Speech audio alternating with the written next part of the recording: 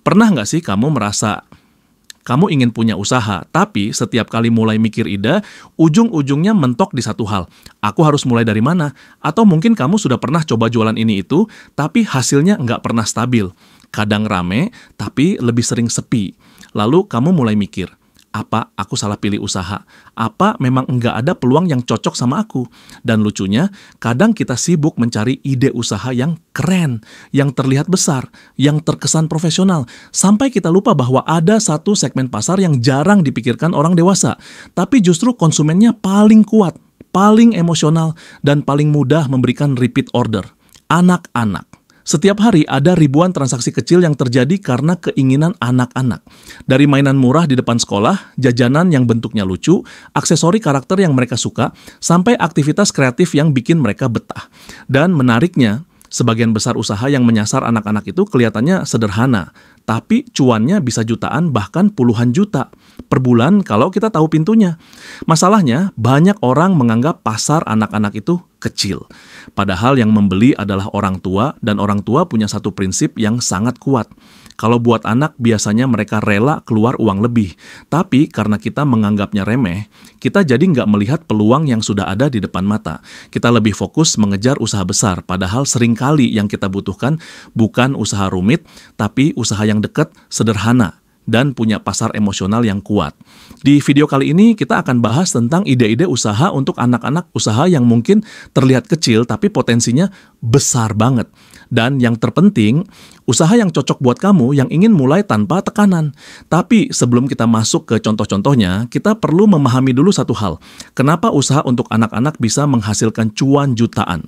Kalau kita bicara tentang usaha yang menyasar anak-anak, hal pertama yang perlu kita pahami adalah anak-anak itu bukan hanya konsumen. Mereka adalah mesin pemicu keputusan yang bekerja tanpa basa-basi. Mereka memilih dengan mata, dengan emosi, dan dengan rasa penasaran. Dan dalam dunia usaha, itu adalah kekuatan besar. Cuma sayangnya banyak orang dewasa meremehkan pasar ini. Padahal kalau kita jeli sedikit aja, ada begitu banyak celah usaha yang terlihat kecil, tapi potensi cuannya bisa jutaan bahkan puluhan juta per bulan.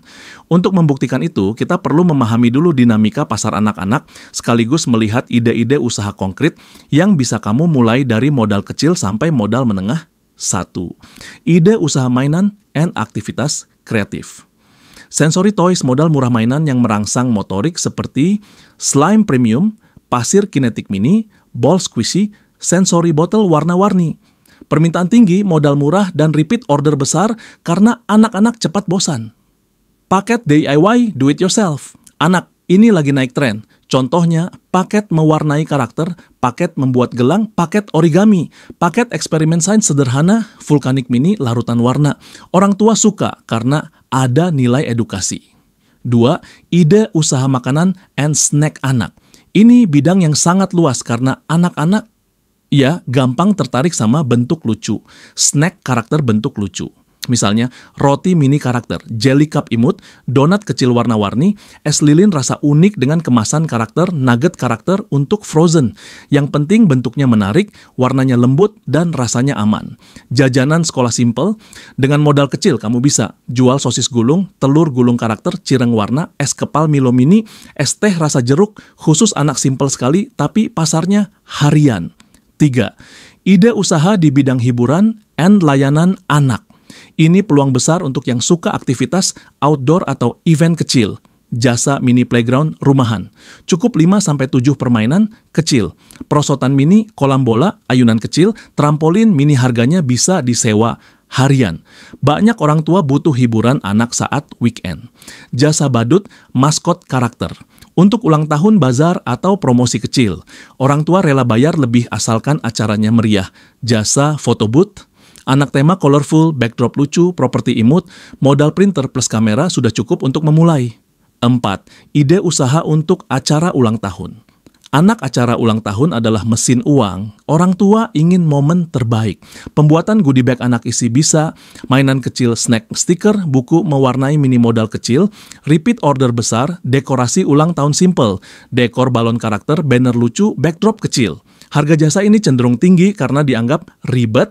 Paket aktivitas ulang tahun seperti lomba mewarnai, science show mini, bubble show kecil, workshop clay nilai, tambah besar, kesannya keren bagi orang tua. 5. Ide usaha edukasi anak. Ini untuk kamu yang ingin usaha yang lebih bermanfaat. Kursus keterampilan kreatif mini. Contoh, menggambar, menulis cerita, musik dasar, coding anak, Lego, engineering, bisa dilakukan online di rumah atau di ruang kecil. Activity kit edukatif. Ini booming di luar negeri dan peluangnya masih luas di Indonesia. Contoh, kit matematika bermain, kit alfabet magnet, kit eksplorasi alam, kaca pembesar plus buku mini plus alat kecil. Modal kecil, nilai jual tinggi. Semua ide tadi punya satu benang merah. Usaha untuk anak-anak bukan soal menjual barang, tetapi menjual pengalaman, emosi, dan kebahagiaan. Dan selama ada anak-anak, selama ada orang tua yang ingin hidup anaknya bahagia, pasar ini tidak akan pernah mati. Saya masih ingat satu momen yang mengubah cara saya melihat bisnis anak-anak. Waktu itu saya sedang main ke rumah seorang teman sore-sore sambil ngobrol santai di teras anaknya, umur sekitar 5 tahun. Tiba-tiba datang pakai kostum superhero. Kostumnya sederhana banget, cuma kain merah kecil yang diikat di pundak, tapi ekspresi bahagia di wajah anak itu luar biasa. Nah, yang bikin saya terkejut bukan kostumnya, tapi cerita di baliknya. Teman saya bilang kostum itu dibeli dari tetangga sebelah, yang ternyata baru saja merintis usaha kecil-kecilan membuat kostum anak dari kain sisa harganya Rp15.000. Kedengarannya sepele ya, tapi dalam seminggu dia bisa jual lebih dari 30 sampai 40 kostum simple begitu. Dan dari situlah saya sadar, ternyata usaha kecil yang menyasar anak-anak itu bisa cepat sekali perputarannya. Beberapa waktu setelah itu, saya juga pernah lihat sendiri bagaimana anak-anak bereaksi ketika ada pedagang mainan sederhana. Lewat depan rumah, mainannya cuma pesawat-pesawatan dari styrofoam. Tapi hanya dalam 10 menit, pedagang itu bisa menjual hampir semuanya. Orang tua yang tadinya cuma mau keluar beli jajanan, mendadak mengeluarkan uang lebih karena anaknya merengek minta mainan. Di situ saya mulai merenung. Kenapa orang dewasa selalu mengejar usaha kompleks, padahal peluang nyata justru ada di hal-hal sederhana yang dekat dengan anak-anak. Momen berikutnya yang paling membekas adalah ketika saya ikut sebuah acara ulang tahun kecil di rumah saudara. Acaranya sederhana sekali, tidak ada dekor mahal, tidak ada badut, tidak ada MC, tapi ada satu hal yang membuat semua anak bersemangat, goodie bag murah yang isinya mainan kecil dan buku mewarnai. Saya lihat reaksi anak-anak waktu menerimanya, mereka langsung duduk, buka tas kecil itu, sibuk mewarnai dan tertawa-tawa. Dan saya tanya ke orang tua penyelenggara, ini beli di mana? Ternyata itu adalah usaha teman mereka yang merangkai goodie bag dengan modal tak sampai 10.000 per anak, tapi menjualnya 20 sampai 25.000. Karena acaranya ramai, dalam sekali acara bisa laku 40 sampai 50 paket. Saya mulai sadar bahwa bisnis untuk anak-anak memang punya pola unik. Yang dibeli bukan produknya, tapi perasaan yang dibawa produk itu. Orang tua ingin anaknya senang. Anak-anak ingin hal yang menarik. Dan usaha kecil-kecilan yang mampu memberikan itu, otomatis punya pasar. Pengalaman-pengalaman itu bikin saya berpikir, mungkin selama ini kita terlalu fokus nyari ide usaha besar, padahal yang bisa memberikan kita cuan jutaan ada di hal-hal yang kita lihat setiap hari, tapi kita tidak pernah benar-benar memperhatikannya. Dari situ pandangan saya berubah. Saya mulai sadar bahwa usaha untuk anak-anak tidak hanya tentang menjual mainan atau makanan lucu, tapi tentang menciptakan momen sederhana yang berarti. Dan di segmen berikutnya, saya ingin ceritakan beberapa kisah nyata orang-orang yang memulai usaha kecil untuk anak-anak dan bagaimana usaha itu berkembang menjadi sumber penghasilan stabil bagi mereka. Untuk benar-benar memahami betapa besarnya peluang usaha anak-anak, saya ingin mengajak kamu melihat 3 cerita nyata. Cerita orang-orang biasa dengan latar belakang yang berbeda, tapi sama-sama menemukan rezeki dari ide sederhana yang awalnya mungkin terlihat kecil. 1. Cerita Rina, penjual stik es krim karakter. Rina adalah ibu rumah tangga yang awalnya bingung mau jualan apa. Ia suka membuat dessert kecil untuk anaknya, dan suatu hari ia mencoba membuat stik es krim dengan bentuk lucu-lucu. Beruang, kelinci, dinosaurus, bentuk bintang. Ia hanya upload ke status WA. Yang terjadi setelah itu, Ternyata ibu-ibu komplek langsung ramai memesan Rina mulai menjual stik es krimnya seharga Rp4.000 sampai Rp5.000 per pieces. Modalnya kecil, tapi permintaan terus meningkat karena anak-anak cepat bosan dan ingin karakter berbeda. Rina memutar ide. Setiap minggu ia membuat tema edisi baru.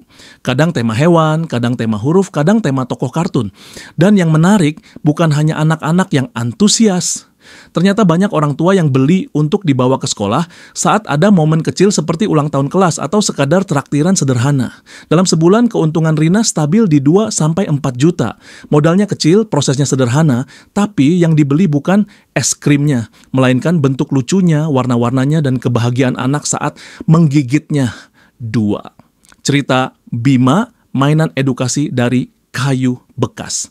Bima adalah tukang kayu rumahan. Awalnya ia cuma iseng membuat puzzle alfabet dari kayu sisa saat tidak ada pesanan warnanya cerah, bentuknya besar-besar agar aman untuk anak kecil. Suatu hari ia mencoba memotret puzzle itu dan mempostingnya di marketplace, dan dalam 24 jam ada 7 pesanan masuk. Seminggu kemudian 20 pesanan. Sebulan kemudian ia sampai harus merekrut 1 orang tambahan untuk membantu produksi mainan edukatif kayu punya keunggulan unik. Tidak mudah rusak, dianggap aman, dan disukai orang tua karena ada manfaatnya. Harga jualnya pun relatif tinggi dibanding modal puzzle alfabet 26 huruf, modalnya hanya sekitar 25 sampai 30 ribu. Tapi dijual 60 sampai 80 ribu. Margin hampir 2 kali lipat. Dan pembelinya bukan hanya orang tua, tapi juga TK, PAUD, dan lembaga kecil yang awalnya iseng ternyata jadi sumber pendapatan utama.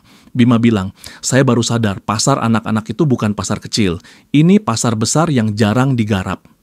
3. Cerita Santi, dekor ulang tahun rumahan. Santi suka dunia dekor, tapi ia nggak punya modal besar untuk jasa dekor wedding atau event besar. Akhirnya ia memilih fokus ke dekor ulang tahun anak. Mulainya sederhana. Backdrop kecil dari styrofoam, balon warna-warni, banner karakter, dan meja kecil untuk display. Ia hanya menawarkan paket 250 sampai 400 ribu untuk awal, karena targetnya keluarga yang ingin acara rumahan tanpa ribet. Yang terjadi, tiap akhir pekan ia selalu dapat booking. Kenapa? Karena banyak orang tua ingin membuat momen spesial untuk anak tapi tidak ingin mengeluarkan biaya besar. Dari situ Santi membuat paket tambahan. Paket photo corner, paket goodie bag, paket activity kits, paket snack table. Dan satu hal yang membuat usaha Santi terus bertumbuh adalah ibu-ibu itu suka merekomendasikan. Pasar anak-anak punya kekuatan jaringan yang kuat. Satu acara puas, maka teman-temannya ikut. Sekarang Santi bisa menghasilkan 4-8 juta per bulan hanya dari dekor sederhana dengan modal kreatif dan kemauan. Kesimpulan dari ketiga cerita ini, semua tokoh punya kesamaan. Mereka memulai dari sesuatu yang kecil. Mereka tidak mengejar usaha rumit. Mereka fokus pada apa yang membuat anak-anak senang. Dan pasar anak-anak memberikan mereka repeat order yang besar. Karena sejatinya ketika anak tersenyum, orang tua cenderung rela mengeluarkan uang usaha untuk anak-anak itu bukan soal ukuran modalnya, melainkan soal seberapa dekat kamu dengan kebutuhan emosional mereka. Coba kamu tarik napas sebentar dan bayangkan sesuatu. Dari semua cerita yang sudah kamu dengar tadi, Rina dengan es krim karakter, Bima dengan puzzle kayu, Santi dengan dekor ulang tahun kecil, ada satu benang merah yang sebenarnya sangat dekat dengan hidup kita. Mereka tidak memulai dari ide besar. Mereka memulai dari sesuatu yang sudah ada di sekitar mereka.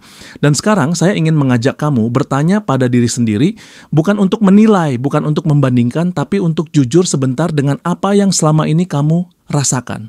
Apa sebenarnya ide kecil yang sudah lama muncul di pikiranmu, tapi selalu kamu abaikan?